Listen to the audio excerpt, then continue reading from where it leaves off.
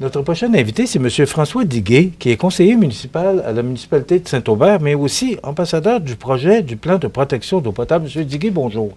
Bonjour, ça me fait plaisir d'être avec vous. M. Diguet, ambassadeur du projet du plan de protection d'eau potable. Qu'est-ce que c'est que le plan de protection d'eau potable? En fait, c'est un grand mot pour dire simplement que l'eau potable à Saint-Jean-Port-Joli et à Saint-Aubert, c'est extrêmement important. Et c'est important de mesurer la protection de l'eau, c'est-à-dire identifier les menaces potentielles qui pourraient survenir dans le cheminement de l'eau et en même temps avoir des mesures pour les prévenir ou en même temps les corriger si jamais il y avait un déversement d'huile, par exemple, ou de produits pétroliers, d'agir rapidement pour éviter que l'usine soit contaminée et que là, ça coûte des frais additionnels pour corriger la situation. Fait que dans le fond, c'est un plan tout simple qui vise à ce que notre eau potable soit tout le temps potable et de bonne qualité au moindre coût possible. OK. On sait que la municipalité de Saint-Aubert est responsable du lac Trois-Saumons parce que c'est sur son territoire. Dites-moi, pourquoi là? Pourquoi en 2024? Est-ce que vous voyez des dangers à l'horizon? Pourquoi faire aujourd'hui ce plan ou se préparer ce plan? C'est une très bonne question. Ça fait quand même plusieurs années que la municipalité de Saint-Aubert s'assure que le lac demeure en santé. Il y a eu un programme de revégétalisation des rives. Il y a près de la moitié des résidents du lac qui ont adhéré au programme et qui ont revégétalisé, donc qui ont mis des plantes indigènes qui cessent la coupe de gazon. Il y a eu aussi, depuis 4-5 ans, l'analyse des fosses septiques autour du lac, mais aussi autour des ruisseaux, rivières, pour s'assurer qu'il n'y a pas de pollution qui touche à l'eau. Fait que le conseil municipal de Saint-Aubert, depuis plusieurs années, est conscient de l'importance du lac en termes de qualité d'eau. Et le plan avec l'organisme de bassin versant, l'OBV de la Côte-du-Sud, c'est venu, je dirais, concrétiser toutes ces intentions-là de protection en identifiant clairement quelles pouvaient être les menaces auxquelles on n'aurait peut-être pas pensé et de pouvoir les contrer au bon moment là, pour éviter que, par exemple, il y ait une rupture dans le service d'eau potable ou que ça coûte extrêmement cher pour corriger une situation qui serait désastreuse là, pour l'usine. Vous parlez de menaces. Quelles pourraient être les menaces? Bon. Parce qu'il doit en avoir plusieurs. Là. Il y en a plusieurs, puis finalement, ce qu'on a essayé d'identifier, c'est les plus probables. Déversement de pétrole ou d'huile, une fosse septique qui pourrait déborder, un chemin d'accès qui finalement va entraîner des sédiments dans l'eau. Et ces sédiments-là, quand il y en a trop, ça oblige l'usine à cesser ses opérations pour enlever les sédiments et revenir à ses opérations. Donc, il y a des coûts additionnels. Donc, ce genre de menaces-là, comme par exemple l'artificialisation des rives, c'est un grand mot, là, mais quand on a autour du lac Trois-Saumons ou de la rivière Trois-Saumons des rives qui sont dénudées, les sédiments affluent dans l'eau en plus grande quantité que quand il y a de la végétation, ce qui fait qu'on vient, entre guillemets, là, compliquer la situation à l'usine d'épuration.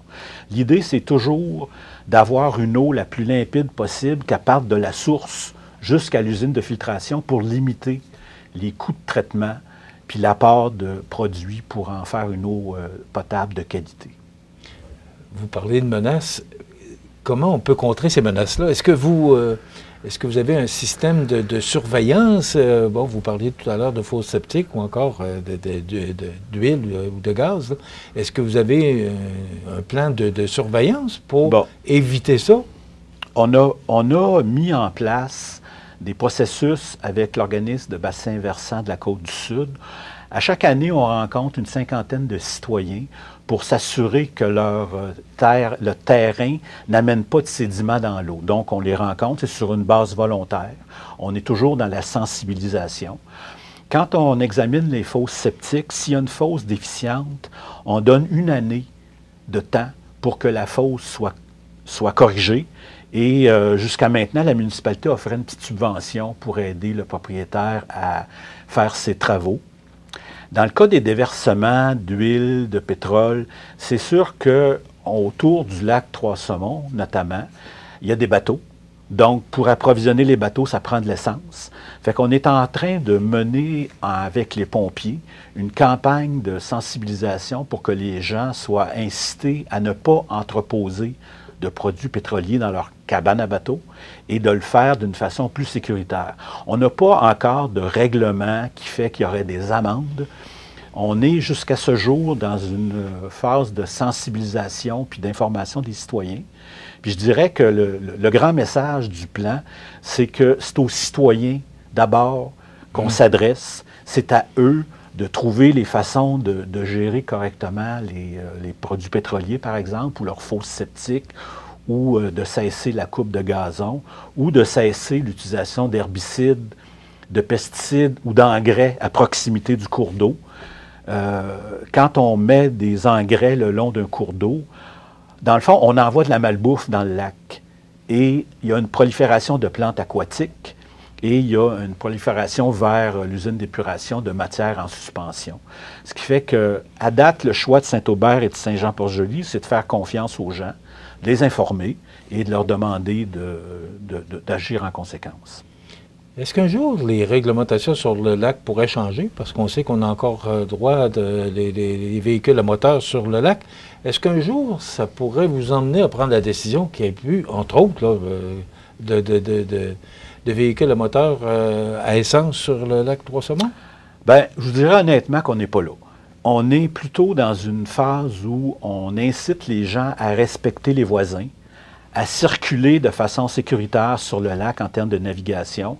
On a déposé l'année dernière une carte à tous les résidents, c'est une carte de navigation qui précise les zones où il devrait y avoir des sports motorisés, puis les zones où il y a de la protection. On a mis des bouées sur le lac qui identifient les herbiers. Et on demande aux gens de ne pas passer parmi ces herbiers-là parce que l'hélice ou la turbine coupe les plantes et ça se trouve une façon de ressemer des plantes. Ce qui fait que, pour l'instant, je dirais qu'on est dans une phase où on fait confiance aux gens, on les informe et on s'assure que tout ça fait du sens. Est-ce qu'un jour, il y aura des règlements? Je ne le sais pas. Mais on ne vise pas à interdire, on vise plutôt à sensibiliser et conscientiser les gens. Est-ce que les gens, parce que vous avez eu des rencontres avec les gens par rapport à votre plan de protection d'eau potable, comment réagissent les gens? On a été très surpris de voir le nombre de personnes qui adhéraient à l'idée de se doter d'un plan, qui sont venus en atelier de travail coordonné par l'OBV et qui ont vraiment mis du cœur dans ce qu'ils faisaient. On est aussi, l'année dernière, on a innové en offrant des tests pour les citoyens qui avaient des puits artésiens. Un test était moins coûteux avec le programme qu'on a mis en place avec l'OBV. Puis les gens de l'OBV me disaient que dans Chaudière-Appalaches, c'est là où il y a eu la plus grande participation des citoyens à faire des tests de prise d'eau potable, dans le fond, de leur puits à eux. Ce qui fait que l'OBV nous a confirmé que notre approche de sensibiliser les gens, de les prendre comme des adultes, je veux dire, puis leur expliquer les choses, c'était gagnant. Il y a une grande participation. Puis on a déposé le plan le 16 octobre dernier et il y avait quand même un assentiment général. Là. Les gens comprennent qu'on s'en va dans la bonne direction puis qu'on le fait d'une manière respectueuse par rapport à la façon dont les gens sont sur le territoire. Vous avez décidé de présenter une vidéo qui dure 3 minutes. Là. Pourquoi? Pour accélérer la sensibilisation? D'une part, puis aussi s'assurer que tout le monde comprenne qu'on est dans une approche municipale avec un organisme spécialisé là-dedans qui est l'organisme de bassin versant, puis de faire comprendre aux gens que oui, la protection découle du travail des municipalités, mais avant tout, c'est l'affaire de tous les citoyens. Hein? Si vous êtes résident d'un bord de cours d'eau ou de lac, bien, vous êtes un acteur dans la protection de la qualité de l'eau. Puis, il est important que chacun réalise que c'est des petits gestes individuels qui font qu'on va assurer une protection. Donc, c'est pour ça qu'il y a eu cette vidéo-là. On va la présenter dans quelques instants. Je vais juste vous poser une question avant de la présenter, la vidéo. Est-ce qu'il y a une lumière jaune, orange, une lumière rouge qui a allumé pour... Parce que c'est vraiment, là, vous avez le plan de protection, vous avez rencontré les citoyens, vous produisez une vidéo. Est-ce qu'il y a une lumière rouge à quelque part qui a allumé, puis que là, c'est important qu'on fasse réagir la population ou les riverains, les gens qui sont concernés? Bien, vous avez une bonne question. Dans le fond, on se rend compte au départ que le lac Trois-Saumons, qui est le plus grand lac de la région Chaudière-Appalaches, est l'un des lacs en meilleure santé. OK, je suis content de l'entendre. Oui, puis on est, pour ceux qui sont résidents ou qui utilisent le lac, c'est une richesse de la MRC de l'Îlet. Et l'idée, ça a été de dire comment on peut maintenir ça pour nous, mais pour les générations à venir. Fait que je vous dirais que la lumière, comme vous l'appelez, c'est une protection qui vise le développement durable. S'assurer qu'on a toujours de l'eau potable en qualité, mais que les autres usages du lac se maintiennent de façon correcte aussi.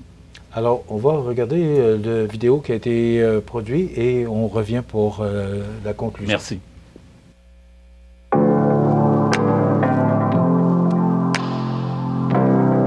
J'ai le plaisir de vous parler de la protection des sources d'eau potable pour les municipalités de Saint-Aubert et de Saint-Jean-Port-Joli. Le travail a commencé à l'automne 2023. Les deux municipalités ont décidé de faire un plan pour mieux protéger les sources d'eau potable. Pourquoi?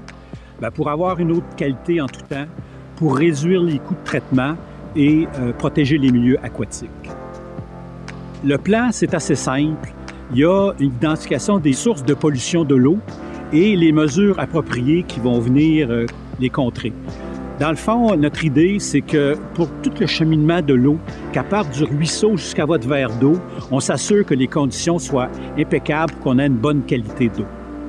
Notre objectif, c'est de protéger les sources d'eau potable dans une perspective de développement durable, c'est-à-dire que nos enfants, nos petits-enfants, puis ceux qui vont suivre, aient une eau de qualité à un coût raisonnable. Le plan va se dérouler de la façon suivante, c'est-à-dire qu'il y a une étape de sensibilisation des citoyens des deux municipalités et par la suite, l'implantation de mesures de protection. On peut penser, par exemple, à la protection des milieux humides parce qu'ils jouent un rôle de filtre naturel. On peut aussi penser à la charge sédimentaire qu'amènent les fossés et les chemins d'accès dans l'eau qui s'en va vers l'usine de filtration. L'objectif, c'est de réduire cette charge sédimentaire-là parce qu'elle cause des complications à l'usine et elle entraîne des coûts supplémentaires. On va se donner un protocole d'intervention efficace en cas de déversement accidentel de produits chimiques, d'huile ou de pétrole. Et on va poursuivre les efforts visant l'analyse des fosses septiques et la végétalisation. Est-ce qu'on, comme citoyen, on peut faire quelque chose? Bien sûr. On peut cesser l'utilisation des engrais et des pesticides à proximité des cours d'eau, à proximité du lac. On peut bien entreposer ces produits chimiques, huile, pétrole, pour s'assurer qu'il n'y aura pas de déversement accidentel. On peut faire analyser son puits. On peut poursuivre les efforts de végétalisation si on a la chance de rester en bordure d'une rive, de cours d'eau ou du lac. Et on fait un suivi de ces fosses septiques. La protection des sources d'eau potable, c'est l'affaire de tous les citoyens. Ensemble, nous avons le pouvoir de protéger la qualité de notre eau potable en adoptant des gestes simples. Chaque action compte pour préserver la qualité de l'eau pour nous et nos enfants. Grâce à la participation de chacun, notre protection des eaux et des sources est en bonne voie. Nous avons mis en œuvre des actions pour la protection et dans l'avenir, nous voulons laisser une eau très limpide et belle ainsi que nos sources.